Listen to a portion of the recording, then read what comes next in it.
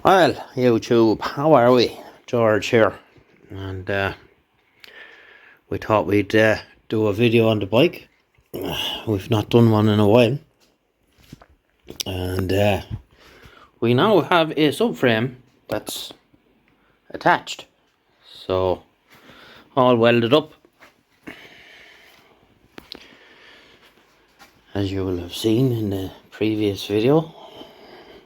All the time-lapse footage is done, and headstock braces. Yeah, happy days. Even got to weld in the little bung where some idiot had drilled a hole in the frame and I had a little bung in there. So, just to fill the hole. So, seat now, I've actually got to sit on it, and it's nice and comfy. It fits well. So on to our next dilemma. Back at the start we put this RF 900 back end on it, and I recently discovered, I'll give it a good spin there, have a look at that. You can see it there if you look here. It's buckled. See the sprocket even is wobble wobbling around the place.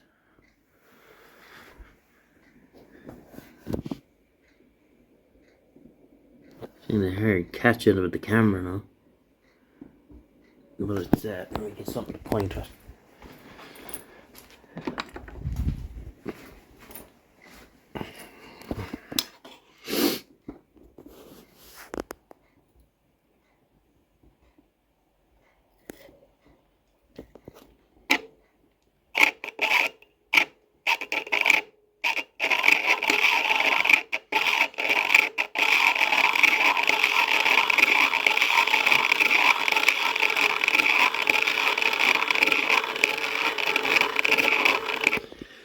So, you get the picture. Did for mock-up.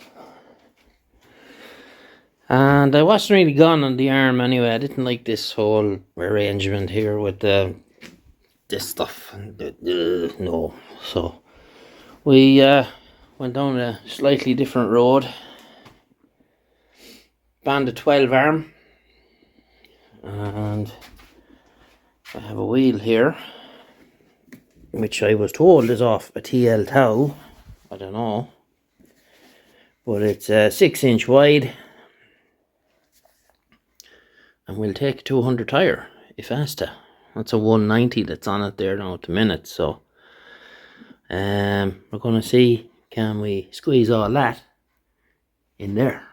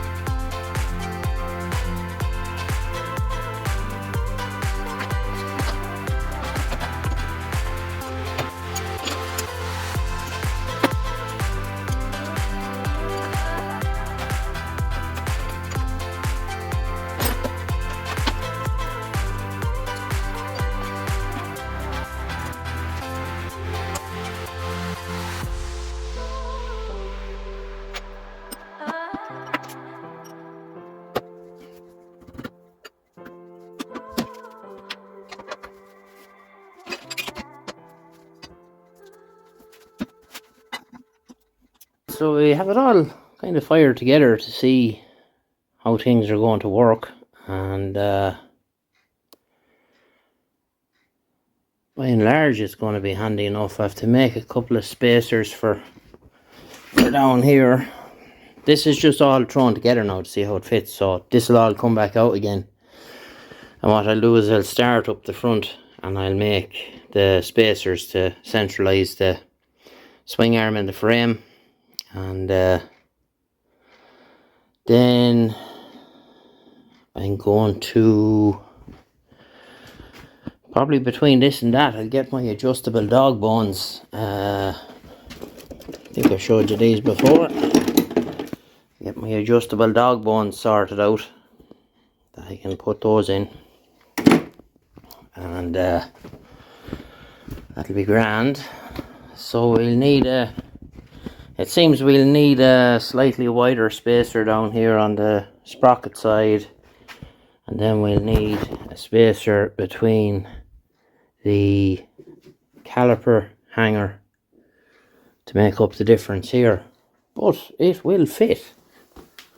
All this fuss that's made about putting one of these swing arms in a slabby, and from what I can see, it's not going to be too bad. I'm just eyeballing the projected chain alignment here. It doesn't look, it'll be okay. That's the major problem you run into with a 6-inch rim, is the chain alignment can be tricky even.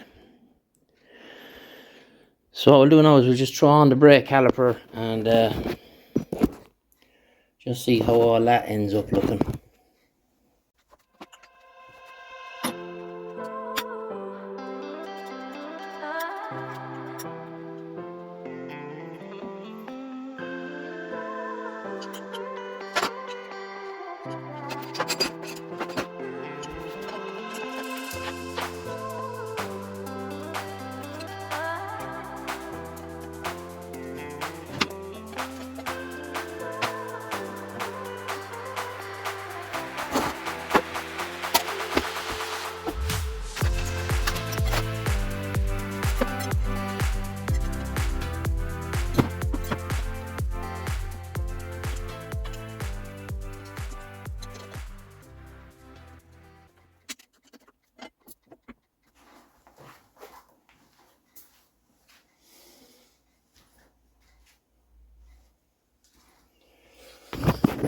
Okay, so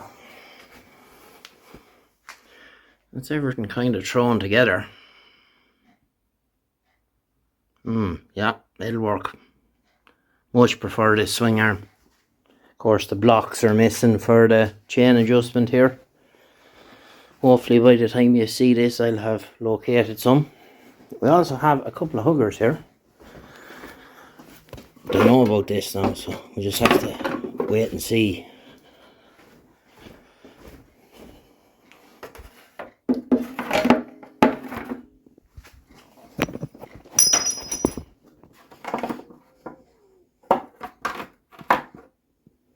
I get a couple of bolts, see how that looks.